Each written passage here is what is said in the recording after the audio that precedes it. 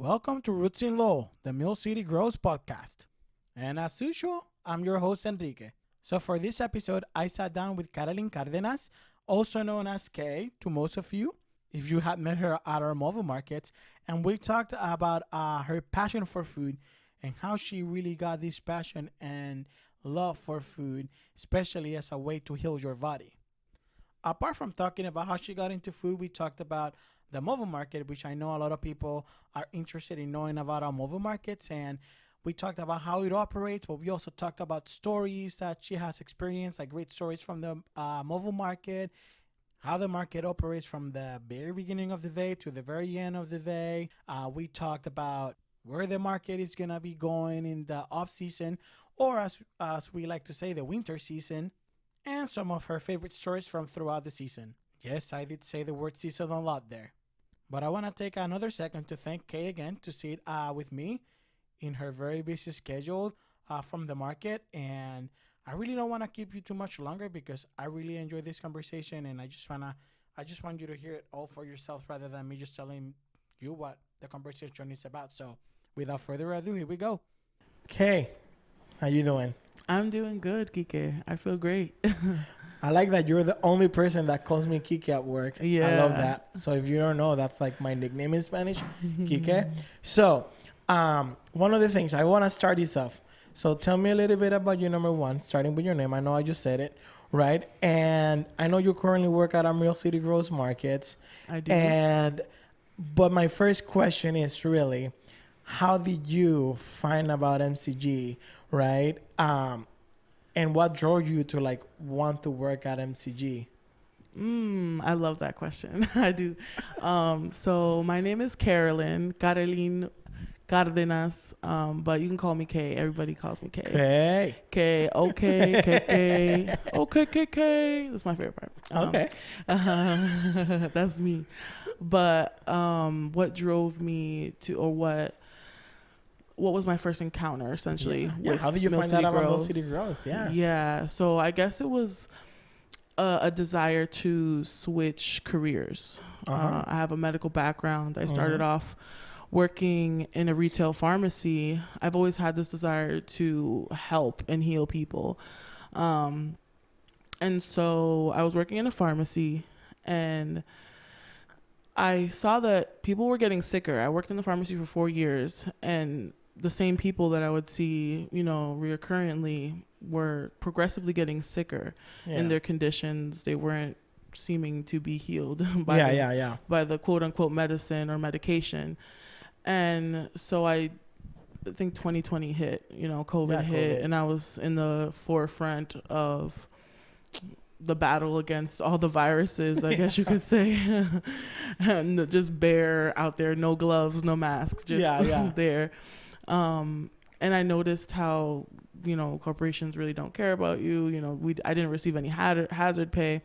And so I decided to take a deep dive on where medication or where medicine origins from, like where it originates from. And all the roads led back to the earth. The roads led back to plants and vegetables, fruits, and just assisting your body to heal itself. And so I started, my love for growing started with scallions. I would buy store-bought scallions and I would regrow the greens. Yeah. And I was like, oh, this is like interesting, because I didn't grow up like campesina. Like I didn't grow up in the field. I didn't grow up, on a farm. I grew up in the city, living like lower to middle class. And so my love just grew from growing scallions, and I started to dig. And so at this time I was no longer working for the pharmacy. I started to dig on the internet or with like agricultural related jobs. Okay. Like careers in agriculture near me. Near me. Google search. And so Mahoney's Garden was the closest thing, and I was like, I just imagined myself having conversations about like marigolds and mums, and I was like, no. It's not bush flowers are cool, but it's not what you were looking for. We love flowers, but like only, there's a certain population of flowers that are actually medicinal, you know? Yeah, exactly. And so I wanted to be in and around agriculture as it relates to healing and medicine. And so I found Mill City Grows, and I remembered Mill City Grows visiting Fowler when I was like maybe 14 with a church that I was a part of. Oh, okay. And so I was like, oh, I remember Mill What City year Grows. you said? Like maybe 2014 or something You like that. probably saw me there because that's the year that I was working at the farm. Maybe. Yeah. Yes. I did see you there because I knew you from riding your bike in downtown. Yeah, because I did ride my bike everywhere. Yes. I literally in my head already knew you, and I was like, "Oh, he rides his bike. I know him." That is so funny that I was like one of the people around Lowell that rides a bike. Mm-hmm. I like it. It was your hair. Your hair was always distinct for me. So I was like, "Oh, okay, I know him." And so I called. Yeah, I called. There was a position available. I went on the internet. I went on the website. I went on the MCG website, and there was a position available for seasonal farmhands. And I was like, it's perfect. I need a job. And I didn't even think about it being seasonal. Like in my head, I was just like, I want to be in this environment.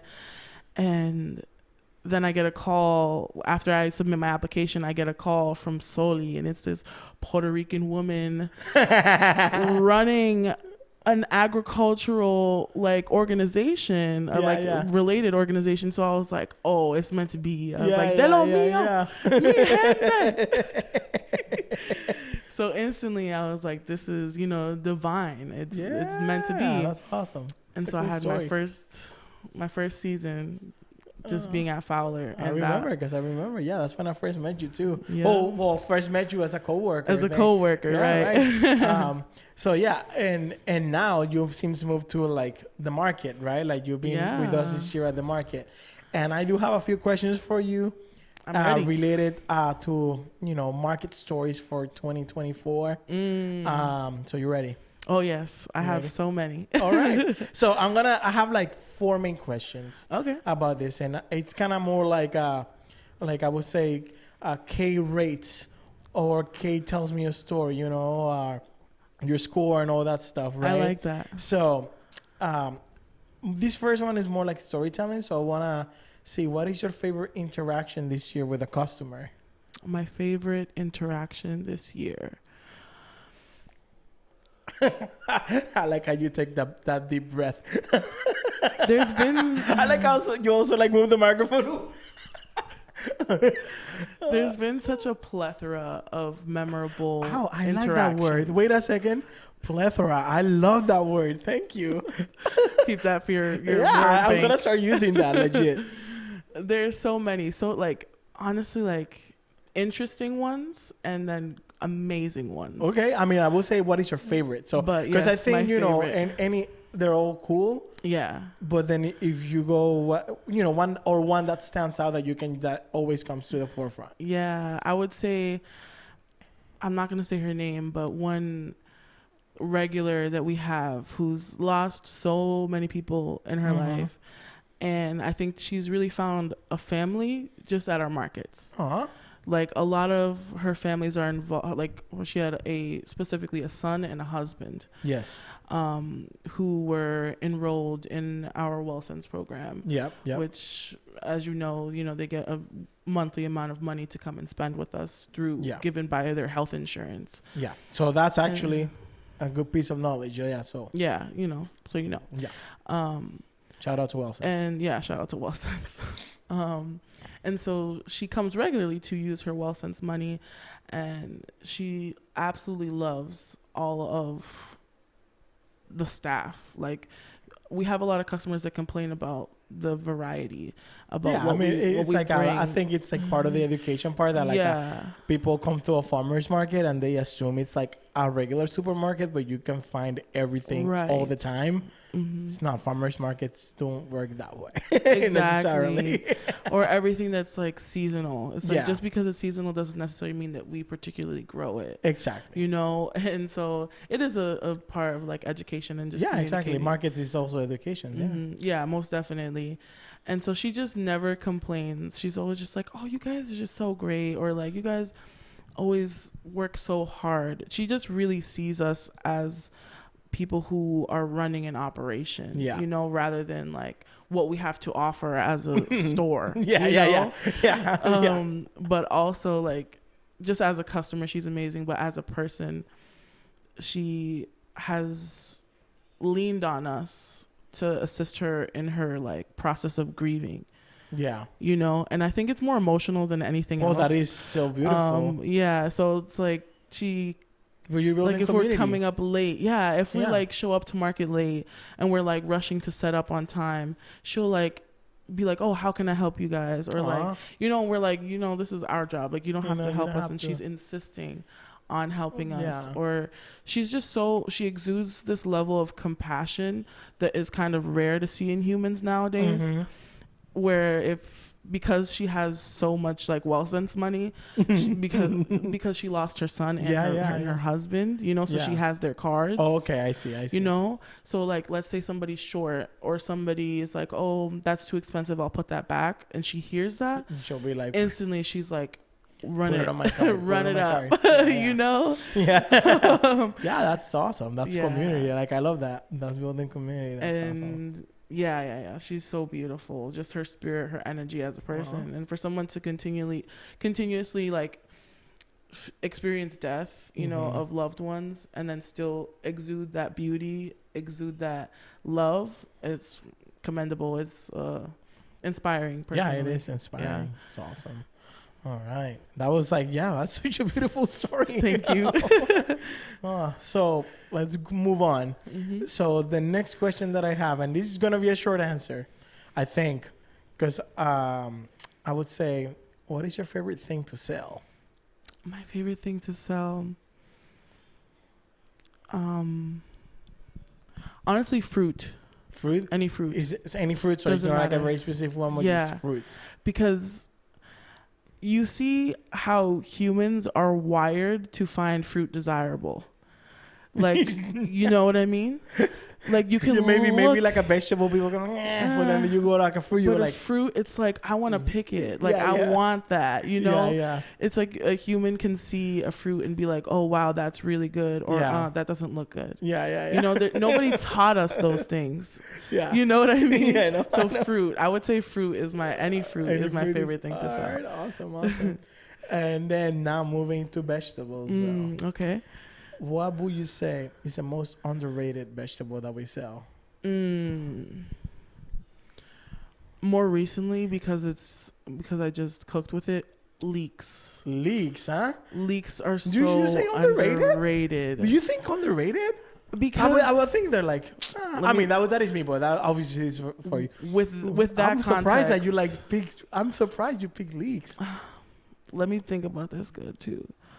Because sweet potatoes are a good vegetable, but people know that. Like, people go crazy over sweet potatoes, you know? Yeah. So I'm just thinking, honestly, pumpkin is technically a fruit. Yeah. So I'm like, so I'm like that. I can't say pumpkin because I feel like pumpkin vegetables, you know what I mean? Tomatoes, carrots are fruits too, you know what I mean? So, but I'm gonna stick with my answer. Yeah, I mean, like I would say like vegetable, fruits, whatever. Most underrated, you would say leeks. I would say leeks. Wow, that is like actually, for me that is actually like one. I mean, I hold leeks personally in a very high regard. Yeah. So like I was like. That is actually surprising for me. Yeah, because people like my experience at market, people look at them with disgust. They're like, really? What is that? Not disgust, but they're just like, I'm like, oh, we have these leeks. They're $1 a piece because they're whatever. Like we're big, selling them. We're trying to get them off because we have so many. Yeah. So we're selling them $1 a piece. It's like literally one of the cheapest things we have. And they're like, leeks, I'm all set. What? And my heart hurts every time. Yeah, it hurts me to learn this. So good. Yeah, like, because I love leeks. So I was like when I worked at the market, I never had that experience with leeks. So that's mostly why my reaction is like that. I never had that reaction with like someone being like, leeks? Nah. Yeah, no. It's... I like how you said that. Yo. Nah. Wow, like, that is. I'm really like caught. Like, that's a great answer. Yeah. All right. So, and kind of coming to like kind of similar, coming again, like things that you sell. What is something that you have sold or that we sell at the market, right? Or well, basically, actually, let me rephrase this. Like something that you have sold someone that they've been like feeling like experimental, you know what I mean? Like they haven't tried and then they like was like, I don't know, I'll try it, or like you convince them to buy something and then they come like they can't get enough of it after that, you know? So what is one of those for that you saw this year? That's good. I love that. I'm always one to push people to try things that they've never tried before. Yeah. So, and I feel like it's been a 50-50 ratio of them coming back saying, oh, I tried this and it was great. Yeah. And then, oh, I tried this. Wasn't a big fan. Okay. Didn't like it. I will say I sold at, there was like a Tyler Park event that we had been a vendor at. Yep. And I sold this like middle-aged white woman. I convinced her to get bitter melon. Okay. And that is risky. Bitter melon is extremely bitter and used commonly in Southeast Asian cuisine. Exactly. And so I was explaining to her like my experience with how to cook this this vegetable. Well, it's a fruit technically. Yeah. And so she made it. And I told her, I said, you have to soak it in salt. Like, you have to, like, make sure you, like, rub it with salt to get the bitterness out. And she came back to I think it was an LFM, like the Lowell Farmers Market. Yeah. A Friday market. And she was like, I tried it twice because she had bought 2 of them. She was like, the first time I tried it, I forgot that you told me to rub it in salt. And so I just ate it with some scrambled eggs like you suggested, and I hated it. And then she said, and then I tried it again just to see if I liked it or not. For real. For real. Is what she said. Yeah. And she's like, and I rubbed it in salt, and I ate it the same way, and I love it. So she came back and bought, like, I think another, like, 4 or 5 pounds of it.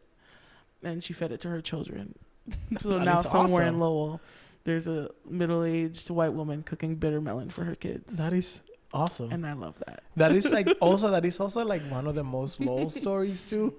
Yeah. You know, like if you think about Lowell, like, and even on my diet, like it's like I have to admit, like my dad has so much influence of Southeast Asian cuisine and all these other places that are in Lowell that like I know if I didn't live in Lowell, it will probably be completely different. You know what I mean? It's so true. It's so true because unpopular opinion, I prefer what's it called? I would rather use like hoisin sauce or oyster sauce like over like barbecue sauce. Like I don't like, or even like I'm Puerto Rican obviously, so I wouldn't know. I wouldn't know. You know, yeah, /K. Of course I know. That's so true. Maybe the person listening doesn't know, but yes. If you put an input wire connected to my veins, all you hear is "Que bonita bandera, que bonita bandera."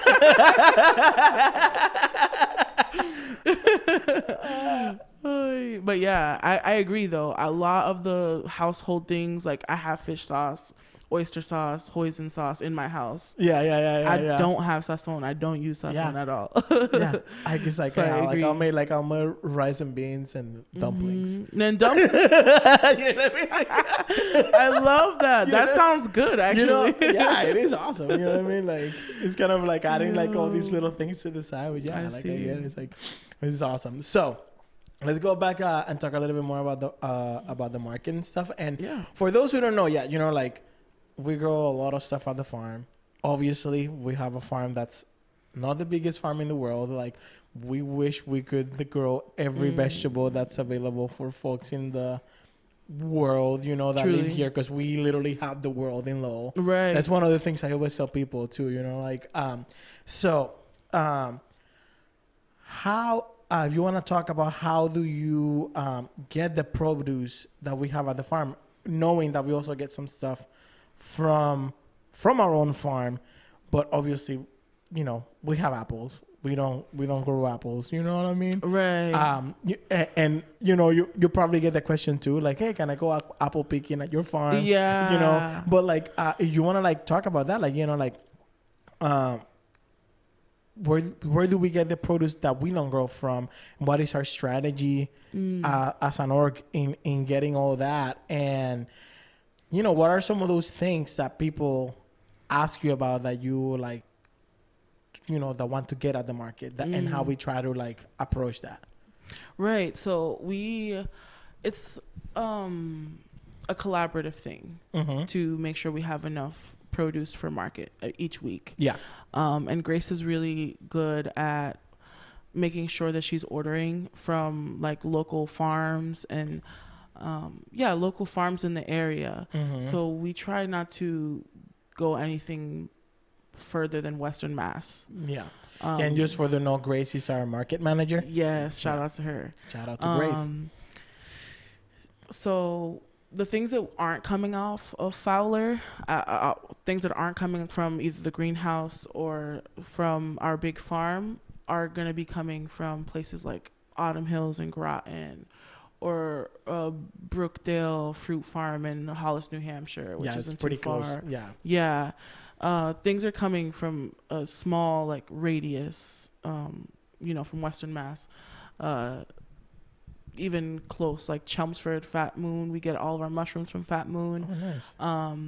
So things are very extremely local. But another plug, essentially, we get vegetables from is our Drake growers. So a lot of immigrant growers, people who come from other countries to grow here, may not be necessarily market growers. But they sell to us. They're wholesale growers. Yeah, they're wholesale growers. Yeah, they're not gonna find their table at the market, but their produce will be there at the market. Exactly. Yeah. And I really enjoy that aspect of just coordinating with each one of these growers. What do you have a surplus of? What do you have an abundance of? We could buy some of that off of you and sell it in our markets. This season we had one of our market growers, one of our community growers, John.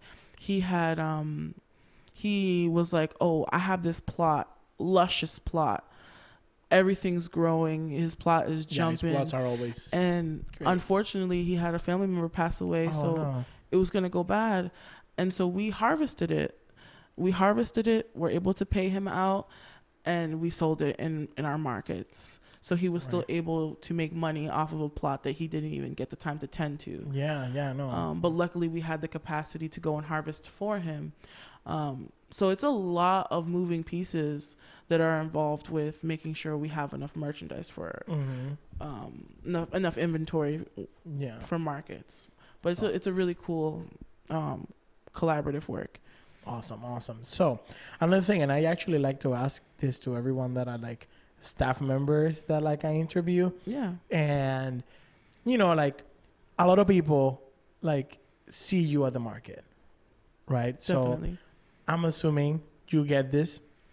We talked a little bit about this, kind of like some people kind of like can assume that is your only thing that you do. Like when when they don't see like the only way they interact with you is like the 10-15 minutes are in the market, right?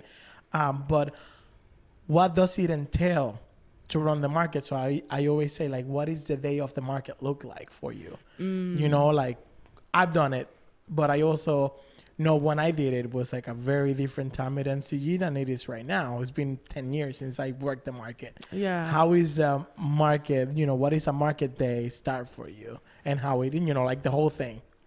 Okay, I like that question. So it depends on the day, because this season schedule has our Tuesday through Friday is like our early market, late market, early market, late market. Yeah. And so depending on the time block before or after market, it's going to be filled with other prep work or other supporting, other work supporting other programs or supporting the market program. Yeah. And so let's say on an early market, early morning is just like an hour before market is just pure prep. So we're like either bagging potatoes or just loading everything up into the trailer, getting all of our tech ready, making sure everything's charged, updating Square to reflect all of our inventory. Yes. And then we are hitting the ground. Market, we're setting up, making sure everything looks pretty, making sure the flow of customers is going to be right. We have our market for our time block, and then we have, pack up, break everything down, pack everything into the trailer, coming back to the office. Now we're unloading, getting everything back into the cooler, deciding what is going to be still marketable for the next market and what is going to staff, what is going to compost. Then we have what you're gonna donate as well. Cash report, exactly what we're gonna say for donations, and then cash report and making sure all the money aspect is good. And we also accept other methods of payment like the Wix and the senior coupons. Yes, and that's a whole other subsection of things that have to be in line. Like all the funds have to be squared off. The change in the cash box has to be exact. We go in and print out the cash report and making sure that the deposit is ready for Soli to get. And that's just market stuff. Yeah, just the market itself. That's just market itself. Yeah, it's just like the day when you're selling, And then sometimes we'll have a pickup to go to Drake It and pick up an order from a farmer that we're purchasing, their harvest. What else? We could even, harvest. Sometimes we are the ones harvesting and making sure that there's a harvest ready for the following market. So it's never just the market that we're worrying about. Yeah. It's like the market is just a piece of the day. That is awesome. Yeah. And so, the season of growing crops is pretty much over. Yes. Or like people call it the growing season. Right. The growing season when it should never end. Which never really ends, right? So obviously there's a change on the market schedule. I know we just finished I think it's this month or like by the time this comes out, like that will be pretty much in winter mode. So like what you saw in the summer is not going to be what it's looking in the winter. So you want to talk about what's the market schedule going to look like and where it's going to be at in this coming winter? Yeah. So definitely things are going to be winding down. Summer, the growing season is so back to back. It's just go, go, go with markets, harvesting, collaborating and coordinating with the farm team, making sure that their harvest is ready. All that stuff is just, it's intense for those 5, 6, whatever months it is, maybe not even 5 months actually. And then moving into winter, things slow down. Yeah. Things are a lot more, it's like a slower tempo that we're moving at now, but we're still moving. We're still having market. Things look like ordering. We order and buy in from a lot more during the winter to support our markets. Our markets move from 4 markets a week to 1 market a week. Oh, wow, 1. We do 1, and it's a 3-hour market instead of the normal 4-hour market. Okay. And we don't have markets weeks that holidays, like on weeks that holidays fall on. Yeah, because which is really nice. Just because I have a medical background, so like holidays don't exist in the medical field. It's just always work. But it's nice. It's nice. This winter tempo is, we have more time to process the abundance from the growing season. Which we're thinking about doing like a mirepoix bag that we can have at market. So like have carrots, onions, and celery. That's mirepoix. Yeah. Having that already cut and prepped in bags. Yes. And having that as a value added item that we could sell at market. Really, we get time to be creative with our abundance and think about ways where we could be resourceful with how much we have on hand. Yeah. Not letting things rot, not letting things, go bad in the cooler, but rather being resourceful and creating a new product that we could sell and make marketable. Awesome. That is awesome. Yeah. So I have a couple more things for you. And one thing I do know about you, and we talk and all that stuff, is that you love food. Yeah. Oh, yes, I do. So I know that outside outside of loving food, we all do. Right. You're not just involved in foodstuffs. Yeah. With Mill City Grows. Right. And I just wanted to ask you, can you tell me a little bit about some of your extracurricular food endeavors? Yeah. Food endeavors. Yeah. Yes. It's another, I'm going to use the word again. It's a plethora. Yeah, I was really hoping you said that word. Yeah. I was like, should I say plethora? No, she'll say it. Put a little, edit in a little sound effect every time I say plethora. Exactly.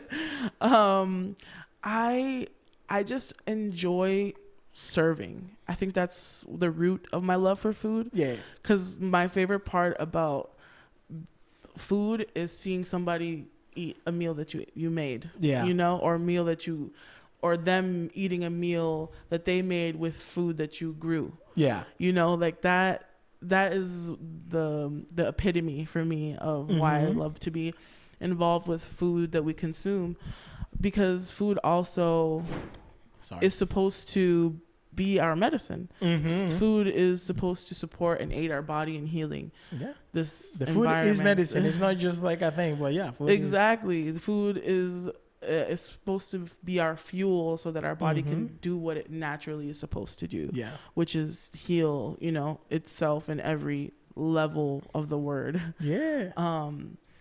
And so how do I say this? I create and cultivate a space for people who I'm connected to receive that healing through food. Wow. Yeah, exactly.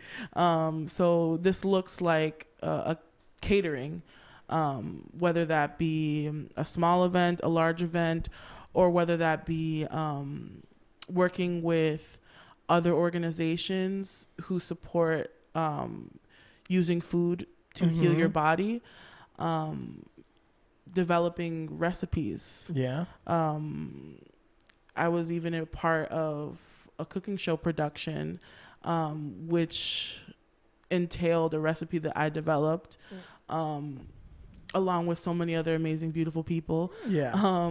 For the president of the organization who has Crohn's disease. Oh, wow. Kayla from Connecting Pieces. She's a beautiful person. All right. Does amazing work. That's just one food endeavor. Yeah. I even catered a workshop with the USDA and AFC, a collaboration, a workshop that they had. And I was able to provide amazing food for them and be a part of the workshop as a grower myself. So that was so beautiful. I honestly see food as art. I don't really see it as something that I'm going to consume. I'm just obviously I consume it, but I'm just here, have this, That's awesome. I'm passionate about food in the aspect of it healing our body. I'm also passionate about food in the art section. Right, in the art section, exactly. I'm also passionate about food that is pumped with chemicals and things like that. I'm passionate in the way where I'm trying to tell everybody I know, do not consume this, or just to raise awareness. Yeah, that food is just not something you do when you're bored, or food is what you're literally sustaining your body with. Yeah. And you become what you feed it. You know, you could become what you eat. Exactly. Yeah. Yeah, just raising that awareness. So yeah. That is awesome. So I think that kind of ends all the main questions that I have. Cool. You have any final thoughts that you want to share with folks? Anything that you want to leave us with?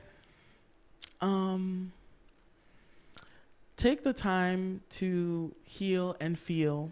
That's been my saying. Heal and feel. Thank you. Yes. I love It's that. important. Yeah, I'm gonna trademark it one day. All right. Well, thank you, Kay, so much for doing this. This has been awesome. Yeah, thank you so much for inviting me. This has been great. Yeah, I knew I needed to like have you here because it's like amazing. Definitely. Oh, thank you. Yeah. I'm glad that was the experience. All right. Thank you so much.